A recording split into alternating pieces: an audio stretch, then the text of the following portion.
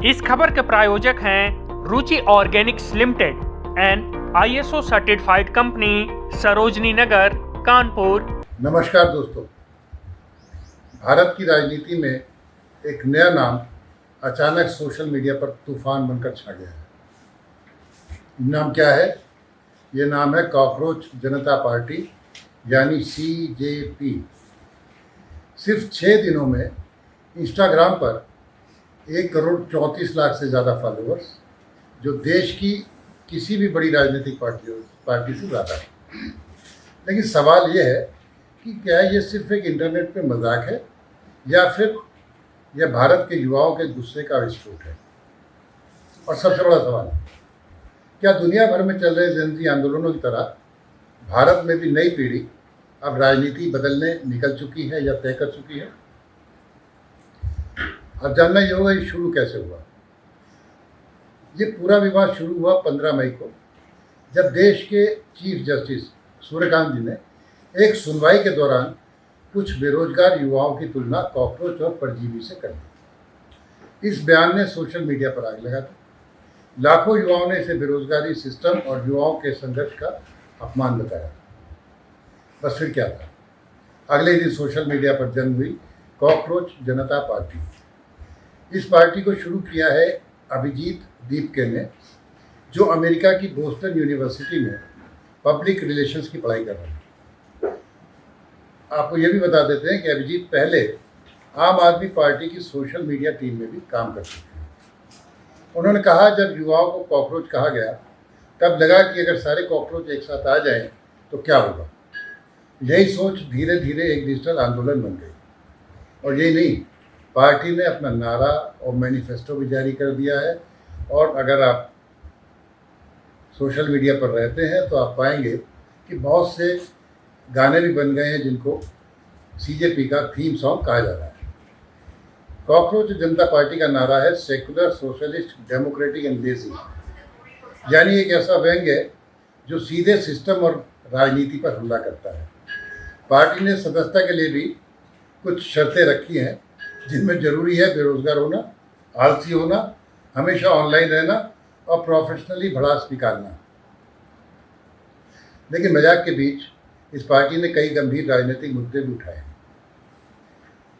जो इन्होंने मुख्य वादे किए हैं उसमें महिलाओं को 50% आरक्षण, दल बदल करने वाले नेताओं पर 20 साल की पाबंदी, चुनावी धांधली पर कड़ी कार्रवाई, मीडिया की स्वतंत्रता, और सबसे बड़ा जो इन्होंने मुद्दा उठाया है कि रिटायरमेंट के बाद जजों की राजनीतिक नियुक्तियों पर सवाल उठना चाहिए और उन्हें राज्यसभा या और आयोगों का अध्यक्ष वगैरह नहीं बनाया जाना चाहिए।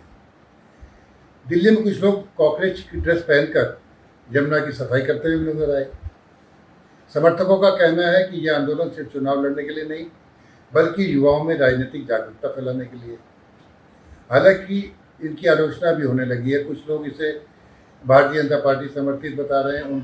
उनकी जो थ्योरी है, उनका कहना ये है कि भारतीय जनता पार्टी ध्यान भटकाने के लिए या विपक्ष को कमजोर करने के लिए एक ऐसा नैरेटिव तैयार करेगी कि अगर उसके विपक्ष के वोट कहीं जाएं तो वो CJP को मिल जाए, बाकी पार्टियां उससे दूर होती चली जाएं सक्रिय राजनीति से। दूसरा, कुछ लोगों का कहना है क्योंकि ये आम आदमी पार्टी में काम कर चुके हैं तो ये पॉलिटिकल नैरेटिव घड़ना, सोशल वॉर लड़ना सोशल मीडिया पे सब जानते हैं। तो ये, और एक ही दिन में कैसे मीम्स बन गए, कैसे थीम सॉन्ग बन गए, क्या ये पहले से तैयारी थी? ये सारे आरोप भी लोग इन पर लगा रहे हैं। जो उन्होंने मुद्दे उठाए हैं, भारत में बेरोजगारी है, पेपर लीक है, भर्ती परीक्षाओं में देरी और सीमित सरकारी नौकरियों ने युवाओं में गुस्सा पैदा किया है, इसमें कोई शक नहीं है। UPSC, SSC, railway, NEET, police भर्ती, लगातार विवादों ने लाखों छात्रों को निराश भी किया है। ऐसे में CJI सोशल मीडिया पर युवाओं की भड़ास का नया प्रतीक बन गई है। हालांकि आपको बता दें, जिस समय हम ये वीडियो बना रहे हैं तब तक कॉकरोच जनता पार्टी पर बड़ा एक्शन हो गया है और भारत में उनका एक्स अकाउंट बंद कर दिया गया है। व्यंग्यात्मक राजनीतिक संगठन का एक्स अकाउंट भारत में ब्लॉक कर दिया गया है। कार्रवाई तब हुई जब कुछ ही दिनों में इस संगठन ने सोशल मीडिया पर जबरदस्त लोकप्रियता हासिल की। हालांकि इंस्टाग्राम पर इसका अकाउंट के जैसा बता चुके हैं आपको कि 1 करोड़ से ज़्यादा फॉलोअर्स हो गए हैं और इसने BJP को भी पीछे छोड़ दिया है। अब भारत अकेला तो ऐसा देश है नहीं जहाँ जेनजी आंदोलन हुआ। आपके बगल में ही नेपाल में जेनजी ने सत्ता परिवर्तन तक करा दिया। बांग्लादेश में भी जेनजी का उदाहरण दिया जाता है, वहाँ क्या क्या हुआ था, पुलिस चुनौती मिली वहाँ पे और सरकार को वहाँ पे इंटरनेट बंद करना पड़ा, कर्फ्यू जैसे हालात बने, बाद में चुनाव हुए और वह सत्ता परिवर्तन हो गया। फ्रांस में भी कुछ ऐसा हुआ, ईरान में भी हुआ, पेरू में भी हुआ, पर इनके साथ कुछ परेशानियां भी हैं। जो इस तरह के पेरू या और जगह आंदोलन हुए बहुत स्थायी नहीं रह सके और उसके बाद अगर सत्ता परिवर्तन हुए भी हैं तो बहुत स्थिर सरकार नहीं दे पा रहे हैं। हमारे पड़ोस में श्रीलंका भी एक उदाहरण है, जहाँ पर किस तरह से आपने देखे थे, विजुअल्स देखे होंगे कि जो राजघराने के या सारे बड़े नेताओं के घरों में घुस गए, उनके कपड़े, उनके खाने का सामान, उनके उपकरण सब उठा ले गए थे। थाईलैंड में भी छात्रों ने लोकतंत्र की राजशाही की सुधार की मांग की थी। वहाँ दुनिया भर में इसको लेकर फिर मानवाधिकार की बहस भी छिड़ी। ईरान में जो हुआ था आपको याद ही होगा, महसा अमीनी की मौत के बाद युवा महिलाएं आई थी, लेकिन जब वहाँ युद्ध हुआ तो ऐसा लगा ही नहीं कि इस आंदोलन का वहाँ भी असर था। श्रीलंका में आर्थिक संकट के दौरान युवा आंदोलन इतना बड़ा हुआ कि राष्ट्रपति को देश तक छोड़ना पड़ा था। अब सवाल ये है कि क्या भारत में भी जेनजी की राजनीति बदलने जा रही है? क्या मीम्स, सोशल मीडिया और डिजिटल आंदोलन आने वाले समय में चुनावी ताकत बन सकते हैं, या यह सिर्फ कुछ दिनों का इंटरनेट ट्रेंड है? अब इसके बारे में भी कई थ्योरी हैं। कुछ लोगों का कहना है कि सोशल मीडिया पर जाने से क्या होता है, उसके फॉलोअर्स से अगर होता या व्यूज से होता तो यही लोग राजनेता बन जाते।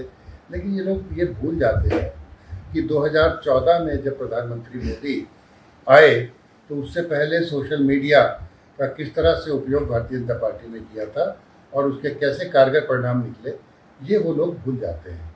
हालांकि इसके बाद भी इसमें शंकाएं बनी रहेंगी और देखना होगा, पर ये हम बता देते हैं कि इस विवाद के बाद जस्टिस सूर्यकांत ने सफाई दी थी। उन्होंने कहा था कि उनकी टिप्पणी फर्जी डिग्री वालों और सिस्टम में घुस आए लोगों के लिए थी, ना कि आम युवाओं के लिए। लेकिन एक बात साफ है, दुनिया भर की तरह भारत का युवा भी अब सिर्फ दर्शक बने नहीं रहना चाहता। वह सवाल पूछ रहा है, जवाब मांग रहा है और सोशल मीडिया को आंदोलन में बदल रहा है। अब चाहे मजाक हो, व्यंग्य हो या भविष्य की राजनीति का संकेत, लेकिन इसे ये जरूर दिखा दिया कि नई पीढ़ी अपनी अब आवाज़ दबने देना नहीं चाहती है। आपको क्या लगता है, क्या जेनजी भारत की राजनीति बदल सकती है? अपनी राय कमेंट में ज़रूर बताइए। अगर आपने अभी तक हमारे चैनल को सब्सक्राइब नहीं किया तो इसे सब्सक्राइब करिए, अपने दोस्तों से, परिवार में शेयर कीजिए। हमें ज़रूर बताइए आपको वीडियो कैसा लगा। मिलेंगे एक नए वीडियो के साथ, तब तक के लिए नमस्कार, धन्यवाद।